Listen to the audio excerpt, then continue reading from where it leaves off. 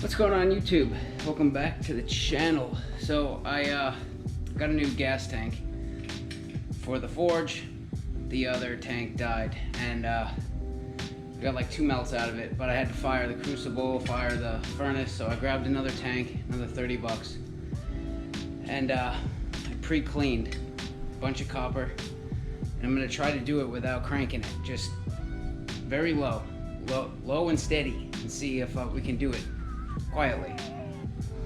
And the Stadie's back across the street, so let's go try it. It's been on about like 5 minutes, so 5 minutes so far. There was a bunch of copper left in the bottom. The crucible, because I ran out of gas.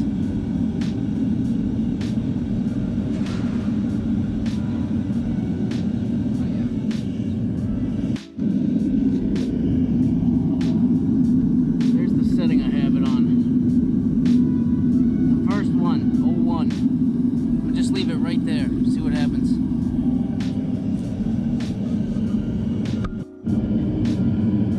Alright, 10 minutes in.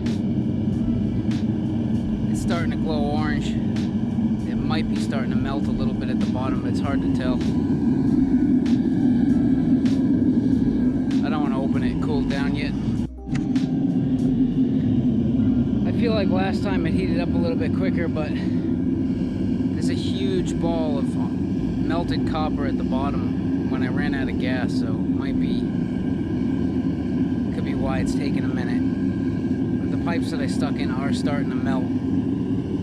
The stuff that's sticking up, so it's getting there.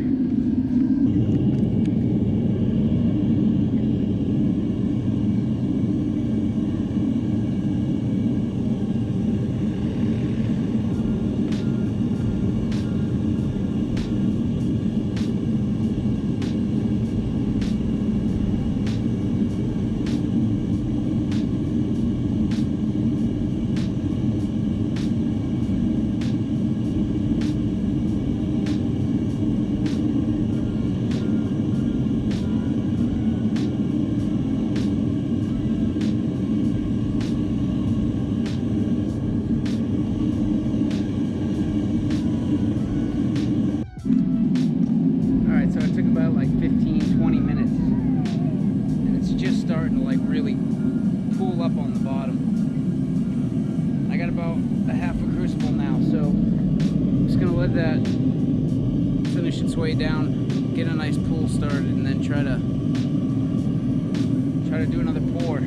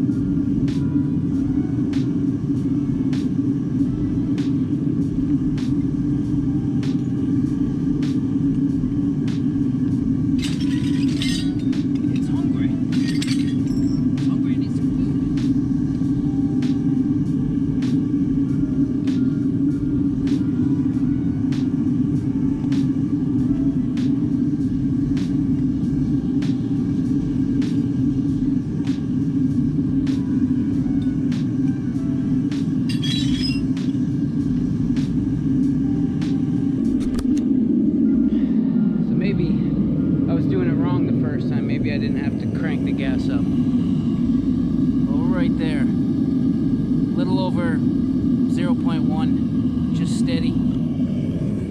It's not too loud either. It's like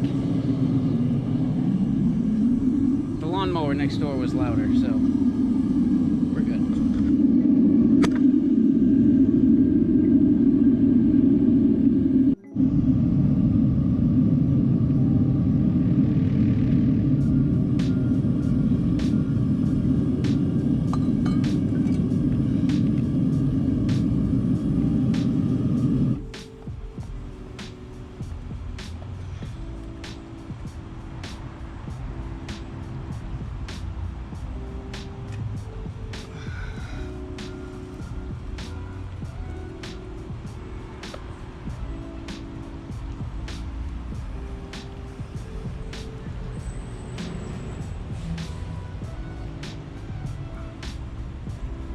Stay there, chunk.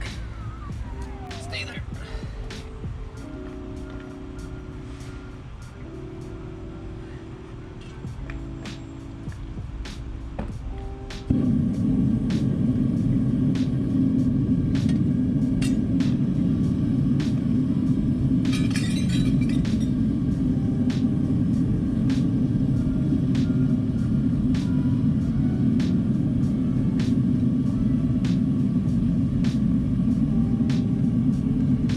I think all my bars are going to come out lopsided because I'm pouring. This is sloping this way, so. Oh well.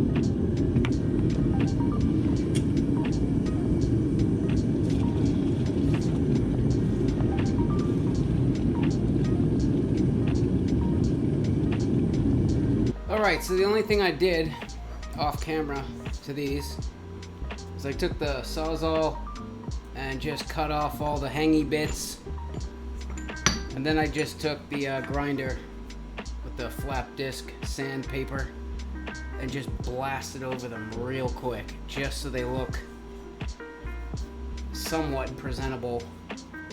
Looks like a copper bar. Cool. That's all I want. You know, I don't care. It doesn't need. I'm not gonna sit there and like, that's a huge waste of time, I think. This is acceptable. This is perfect. It's a copper bar. Yes. We're stacking. We are stacking. So, this was from the first one here. This was the first video I did. We melted down these two little guys, this little loaf, and this big one here. This was all the same propane bottle. So I bought the forge, I fired the forge, I fired the crucible, I melted down this on camera, and then off camera the other day, I melted down this. And this is when I ran out of gas. So I was able to pour this, the rest hardened, and it stayed in the crucible because I couldn't finish. So, and a big chunk fell onto the top, so I had to sit there and cut that chunk off. You can see I had to cut it off with a Sawzall, and then just kind of grind it flat because it was like flat and a huge ball. So they gotta be, you gotta be able to stack them at least. So this right here, this little pile, this is get the forge, fire it, fire your crucible, and melt a little bit of copper. That's what you get out of a tank of gas, right there. And here is from today. Holy God. I'm trying to do mostly big ones until the very end. You know what I mean? Then we'll do some smaller ones, but we've got 1, 2, 3, 4, 5, 6, and 3 little guys. And I still have about probably 1/3.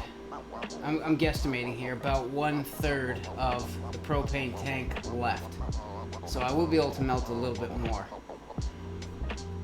But I didn't have any more like completely clean copper left. I mean, I could probably go back in there and sort through and get out a bunch of little tiny bits, but you know, like, I just went through quickly and chopped out the big stuff.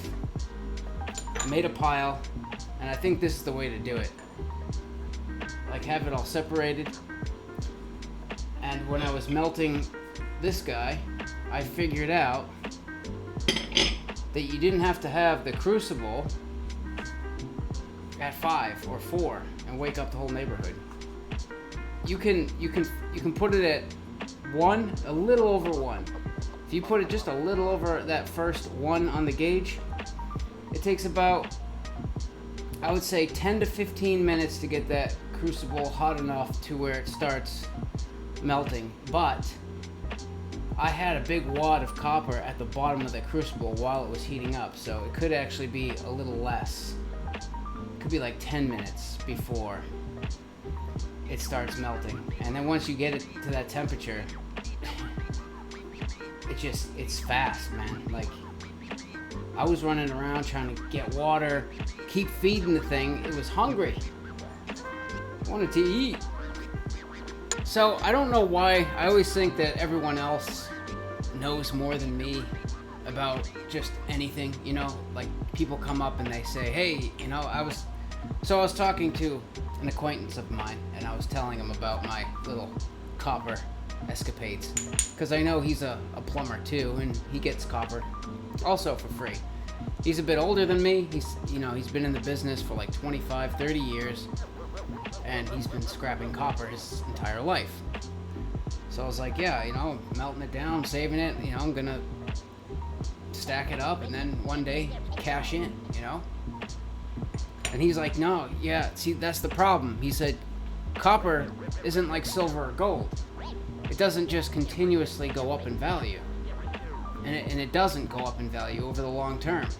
It goes up to a high, comes down to a low, goes up to a high, comes down to a low, but it stays within a range. It's like it never goes up in price. I'm like, what? No, that can't be. It can't be. And I was like almost positive that I already looked into this, but I had to reassure myself. So I pulled up the chart. Let's take a look and see. So in 1960, copper had a low of 28 cents a pound. 28 cents a pound for copper. Okay, let's fast forward 20 years. It had a high in 1980 of about $1.20, let's say. Give or take. I can't. It's hard to get this chart to. And then back down to a low of 60 cents. So let's just go off of lows here. In that 20-year time period, copper doubled in value. Doubled. Okay. Let's go forward another 20 years. And maybe this is why he thought this, because from 1980 until 2000, it did just go sideways. But it seems like that's what copper does. So far from the chart, it kind of jumped up, went sideways, jumped up, went sideways. So yeah, maybe that's why he thought that, but even still, it had a high of $1.40 something, and then a low of 85. So I mean, it was still growing. It was just slow. But here's where it gets interesting. So now, I just clicked to a different chart. This is from today back 20 years, right? So in 2001, copper had a low of 62 cents. That was the low. Obviously, it went up, and, But from 2001 on, copper exploded in value. And think about it. Why? Why did copper go through the roof from 2000 till now? It's all the tech, computers, cell phones. There's copper pipes in people's houses. There's water pipes. Copper is being used for a lot more stuff. There's copper cooking pans. It has uses. This is a useful metal, and it's been getting used. It shot up in price. Like, no looking back. It just went for it. It went all the way up to like $3.50 in 2006. Came back down, but it seems like $1.32 is the lowest point it's been, and that was in 2008. It was $1.32. Then it went up to $4.54. Made a new low of $1.94 in 2016, and just peaked and hit $4.75, and then it has pulled back a little bit. And today, right this second, time of recording, copper is $4.48 per pound. So, okay, I wanted to do the math on that, right? So let's just go off of today. Today's price. Let's go back 20 years. What was the low? Okay, 64 cents. So I did today's price divided by 64 cents. and it gave me around 7.5. So in the last 20 years, copper has gone up 7.5 times. Not just double, not just triple, not just quadruple, 7.5 times its value. Bullshit. It goes up in value. Calling it. Yeah, it has this tendency to trade sideways and then make another move. Trade sideways, make a move. But I see this being worth more in 20 years than it is today. Even though we're at highs right now, and it might lose value for a little while, but I don't plan on selling it right now. That's how you have to think. If you're gonna do this, think long term. Look at the chart, it's right there.